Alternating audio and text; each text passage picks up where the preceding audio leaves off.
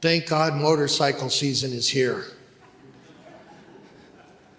You know, I won't ride my bike unless it's 103 or below. Well, no, 103 is the max. I won't ride my bike on 103. And finally, it's cooling off, especially at night.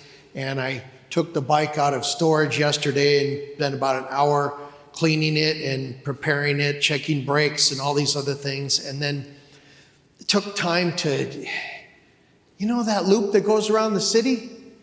That's 100 miles. 100 miles around the city. And I got to enjoy that. And you know, I'm there and it's like, you know what? I'm not saying, oh, it's hot. Oh, it's really hot. Oh my goodness, I'm cooking here in the saddle of this bike. No, it's just beautiful. Especially when you get to the more rural areas. So the loop up here and the loop down there, get very rural, beautiful.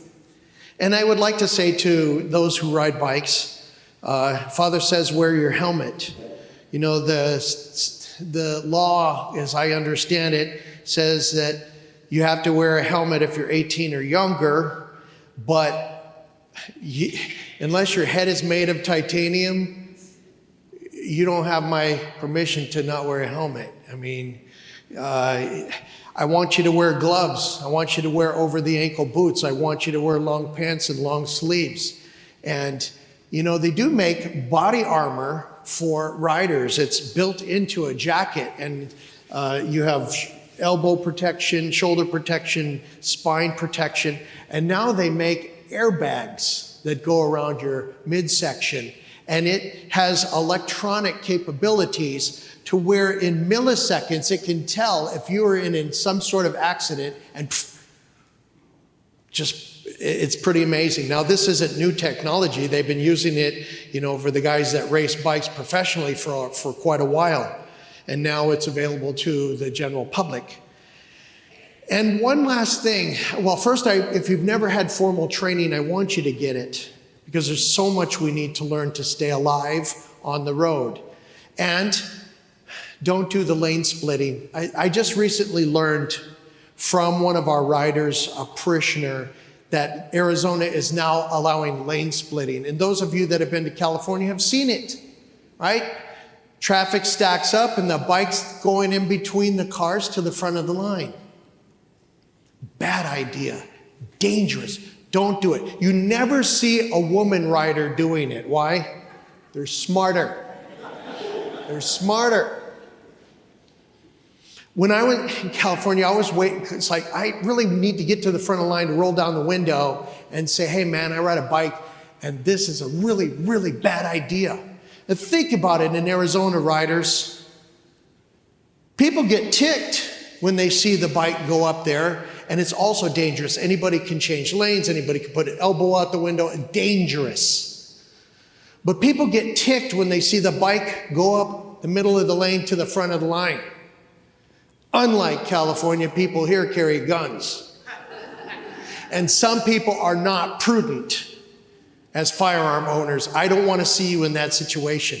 I want you to stay alive. I want you to stay alive for you and your family and all that come after you. Okay, enough about that. Now the homily. You know, every time you hear this parable, every time we hear this parable, I hear this parable, you're like, man, Lord, this is so unfair. He tells this story of a landowner who owns this vineyard, and it must be harvest time. He goes out, I mean, from the early time of the morning, time of the sun up, he gets laborers. They're out there working. Then he goes a little bit later, gets more. Then he goes at noon and he gets more. Then he goes at the end of the day. What are you standing around for? Well, no one's hired us. Go to my vineyard. They work a whole hour. And you're like, I remember, you know, when I was wrenching on equipment and when they talked about burying the heat of the day, it's like, man, you would come to repair a machine and maybe it was still running, but you had to do some work on it. I mean, it would go from full throttle in 113 to off, and the thing's just glowing, and everything that you touch is hot. You're like, man, they bore the heat. And you come in, and when he's passing out the wages, he starts with these ones that started last, and they get the usual daily wage. Well, we were here longer, we're going to get more. Nope. I haven't cheated you, the master says, the landowner says. We agreed on the wage. Here it is. But wait a second, what about these? They only worked an hour. It's not your concern. And Jesus is telling them the kingdom of heaven is like this. And then we hear in the first reading, God's ways are not our ways. God's ways of thinking are not our ways. And we're like, but it's unjust, and you put this in our heart, this sense of justice with the natural law and all the things that are built into us. It's like, man, there's got to be something beyond. You're like, I have been a Catholic. Maybe this is your story, not mine. I have been a Catholic all my life, cradle Catholic. Went to church, went to CCD, went to Catholic school, went all the way through, went to high school. I saw my friends one by one peel away from the church, but I stayed faithful. And then eventually I got married in the church. And now we have kids, and we have them all baptized in the church. We have them in the Catholic schools. And this guy comes in at the last minute. He comes in at the last minute, like that guy to the right of the cross. He's like, the guy was bad, his life. He was a mercenary. He killed people, most likely. They call him the good thief, but really he was a mercenary. He was a guerrilla fighter, fighting the occupying power. He's there on the cross. The last minute. Jesus, remember me when you come into your kingdom. And the guy on the other side, he's chiding the Lord. Hey, if you who they say you are, well, come down and take us down too, so we can continue our guerrilla fighting. In the Eastern Church, oftentimes you will see the cross with a footrest like this. You say, well, why is that? One of the reasons that I heard a Byzantine priest give is this side is the right side. This is where the good thief was. He went up. And this side, the other guy, he didn't fare so well. It's not fair, Lord. And I think about this, it's like, Lord, why? In pondering what we experience, mercy, you're like, Lord, why didn't you take me when I was out there away from the church? 15 years out there. Not in sacramental communion. Why didn't you take me then? Why did you allow me to come back to the church and avail myself of the sacraments? Still a mystery to me. 5 years ago, I got a call from somebody that I know from the East, known him for decades. He said, Father John, we'll call this guy John Doe. He said, Father John, I have a friend in the hospital there in North Phoenix that I grew up with. We grew up Catholic. We grew up in the same neighborhood. We'll call this guy Butch. And Butch has just received a terminal diagnosis. He's dying. He's away from the church. Please go and visit him and try to bring him back. So it was a July 4th, I remember, and I went over there and I talked to Butch. And Butch was in the hospital. He was able to talk. He was able to communicate. And he was able to eat and drink. So he was willing to receive the Eucharist. He could after reconciliation. But he just kept saying, Father, I'd feel like a hypocrite if I came in now. And you're like, dude, you want to see a hypocrite? Here's one right here. I was away for 15 years. I had a little bit of time. You don't have that much time. Couldn't talk him into it. Couldn't talk him into it. It's like, remember that guy on the right side of the cross? Like you. It's last minute. Here the Lord is knocking at the door. Open the door.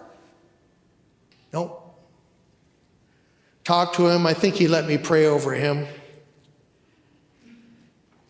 And I said to myself, I didn't say to him, I'm going to get you. I'm going to get you. Those of you that came of age in the 80s, remember that Genesis song, I've got a name, I've got a number, I'm coming after you. And that was what I felt. So I waited. John Doe eventually flew from the east out here to say goodbye to Butch. And he calls me up, he says, Butch is now at home in hospice with his wife and he's unconscious. And it's like, I got you, man. You can't do anything about this. So I come over there, and we need to remember, we don't know what's going on in the mind of somebody that's unconscious in a coma or something like that. But some have come out of that unconsciousness or those comas and told us we could hear everything in the room. And I have to believe that when we get to that point, and if we're able to somehow know that, even in unconsciousness, there has to be this, there's sorrow for sin and a desire for God. So we put everything on FaceTime so his sister could see him receive what I could confer of the last sacraments, the last rites. She's crying, wife is crying, John Doe is crying. I'm trying to keep from crying so I can confer the rites. And this happens. And John Doe says, hey, let's go get some dinner. And we looked on the phone. Okay, there's a really nice Italian restaurant. I can't remember the name, but the food was phenomenal.